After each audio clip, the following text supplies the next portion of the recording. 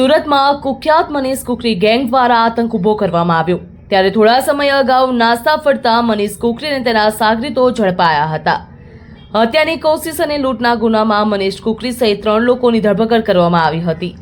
સરથાણા વિસ્તારમાં hotel white હાઉસમાં hotel સંચાલકને માર મારી લૂંટ ચલાવવામાં આવી હતી।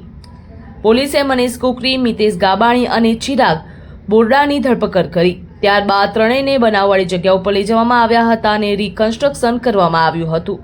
સુરતમાં ઘણીવાર અસામાજિક તત્વોનો આતંક અવારનવાર સામે આવતો હોય છે, ત્યારે અનેકવાર પોલીસને પણ પડકાર સામે આવતો હોય છે।